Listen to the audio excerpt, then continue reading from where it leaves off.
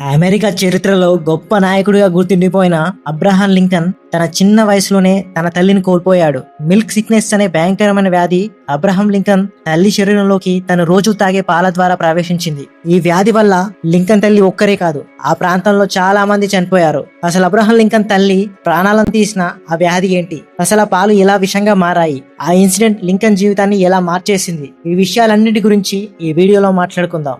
Abraham Lincoln తల్లి పేరు Nancy హంక్స్ Lincoln. ఆమె అమెరికాలోని ఇండియానా స్టేట్ లోని లిటిల్ పీజన్ క్రీక్ అనే ప్రాంతంలో నివసించేది. నాన్సీ హంక్స్ లింకన్ ఎప్పుడు తన ఫ్యామిలీని చాలా ప్రేమగా చూసుకునేది. ఇంట్లో అందరి అవసరాలను జాగ్రత్తగా పట్టించుకునేది. అంతేకాదు చుట్టుపక్కల వాళ్ళతో కూడా ప్రేమగా గౌరవంగా మాట్లాడేది. తన కొడుకైన అబ్రహాం లింకన్ కి కూడా చిన్నప్పటి నుండే మంచి వాల్యూస్ నేర్పించేది. ఆ తర్వాత గ్రామంలో చాలా మంది అనారోగ్యానికి గురవుతున్నారు. అదే గ్రామంలో ఉన్న నాన్సీ బంధువులైన థామస్ స్పారో, ఎలిజబెత్ స్పారో కూడా తీవ్రంగా అనారోగ్యానికి గురయ్యారు. వాళ్ళకి ఏం జరిగిందనేది అప్పట్లో ఎవరికీ అర్థం కాలేదు. రోజు రోజుకి వాళ్ళ ఆరోగ్యం మరింత క్షీణించింది. వాళ్ళకు జ్వరం ఎక్కువగా వచ్చేది. వాళ్ళ శరీరం కూడా బలహీనంగా మారిపోయింది. నడవడానికి కూడా శక్తి ఉండేది కాదు. వాంతులు నొప్పులతో వాళ్ళు చాలా బాధపడ్డారు. అలాంటి టైంలో నాన్సీ వాళ్ళను ఒంటరిగా వదిలిపెట్టలేక వాళ్ళ దగ్గరే ఉండి వాళ్ళకు సేవ చేసేది. అనారోగ్యానికి గురైన థామస్ స్పారోని, ఎలిజబెత్ స్పారోని నాన్సీ పగలు రాత్రి బాగా చూసుకునేది. నాన్సీ నివసించేది అక్కడున్న ప్రజలు ఎక్కువగా తమ దగ్గరున్న ఆవు పాలనే తాగేవారు. అప్పట్లో ఇప్పటిలా ప్యాక్డ్ మిల్క్ టెస్టింగ్ సిస్టమ్స్ లేదా ఫుడ్ సేఫ్టీ రూల్స్ ఏమీ ఉండేవి కావు. థామస్ స్పారో ఫ్యామిలీ తమ ఫామ్ దగ్గరున్న ఆవు పాలను తాగేవారు. అంతేకాదు అదే పాలతో వెన్న, పెరుగు తీసుకునేవారు. వాళ్ళతో ఉంటున్న నాన్సీ కూడా ప్రతిరోజు అవే పాలను తాగుతూ ఉండేది. కానీ కొద్ది రోజుల తర్వాత నాన్సీకి కూడా హెల్త్ ప్రాబ్లమ్స్ వచ్చాయి. మొదట ఆమెకు జనరల్ ఫీవర్ వచ్చినట్టు అనిపిస్తే కొన్ని రోజుల తర్వాత తగ్గిపోతుందని ఫ్యామిలీ మెంబర్స్ అనుకున్నారు.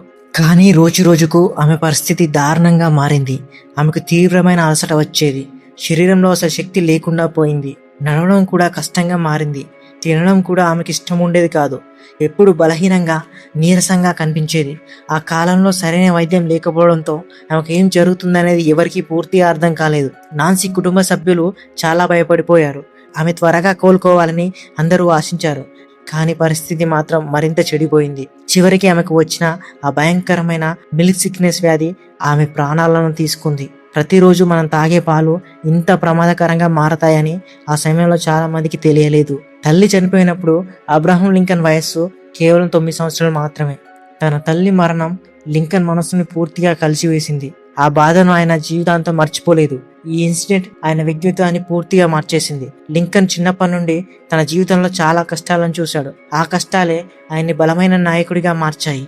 నాన్సీ హంక్స్ లింకన్ చనిపోయిన తర్వాత కూడా చాలా సంవత్సరాల పాటు అక్కడి ప్రజలకు ఈ వ్యాధి రావడానికి అసలు కారణం తెలియలేదు. ఆరోగ్యంగా ఉన్నవారు కూడా సడన్ గా అనారోగ్యానికి గురయ్యేవారు. ఇలా చాలా మంది అనారోగ్యానికి గురై చనిపోయారు. ఇంతమందిని చంపిన ఈ వ్యాధి గురించి డాక్టర్స్ కూడా తెలుసుకోలేకపోయారు. డాక్టర్స్ ఎన్ని మందులు ఇచ్చినా అవేవి కూడా ప్రజల ప్రాణాలను కాపాడలేకపోయాయి. లిటిల్ పీజన్ క్రీక్ ప్రాంతంలోని ప్రజలు ప్రతిరోజు తమ ఆవు పాలను తాగేవారు. ఆ పాలు తాగిన కొంతకాలానికి అనారోగ్యం వచ్చేది. దీనిని సాధారణ జ్వరం అనుకున్నారు. కానీ అది సాధారణ జ్వరం కాదు, మిల్క్ సిక్నెస్ అనే వ్యాధి.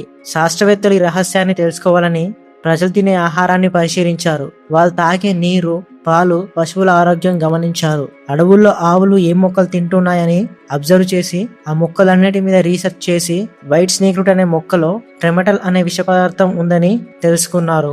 ఈ ట్రెమటల్ అనే విష పదార్థం ఆవుల శరీరంలోకి చేరి ఆ తర్వాత పాలతో కలిసేది. ఆ పాలలో ఈ ట్రెమటల్ అనే పాయిజన్ ఉండడం వల్ల ఆ పాలు తాగిన వారికి మిల్క్ సిక్నెస్ అనే వ్యాధి వచ్చేది. ఈ వ్యాధి వచ్చిన వారికి వాంతులు, కడుపు నొప్పి, తీవ్రమైన బలహీనత, శరీరం పూర్తిగా అలసిపోవడం లాంటివి జరిగేవి. ప్రజలకి ఈ వ్యాధి గురించి తెలిసాక వాళ్ళు చాలా ఆశ్చర్యపోయారు. ఆ తర్వాత ప్రజలు చాలా జాగ్రత్తలు తీసుకోవడం ప్రారంభించారు. విషపూరిత మొక్కలు కనిపించిన చోట వాటిని పూర్తిగా తొలగించి పొలాలని, అడవుల్ని కూడా శుభ్రం చేసి సురక్షితమైన గడ్డి ఉన్న ప్రదేశాల్లో మాత్రమే ఆవులను, ఎద్దులను మేపడం మొదలుపెట్టారు. ఆవులు విషపూరిత మొక్కలను తింటే వాటి పాలు ప్రజలకు ప్రమాదకరమని అందరికీ అర్థమైంది. అందుకే పశువుల ఆహారం మీద ప్రత్యేక శ్రద్ధ పెట్టి పాలు తాగే ముందు కూడా ప్రజలు జాగ్రత్తలు తీసుకోవడం ప్రారంభించారు.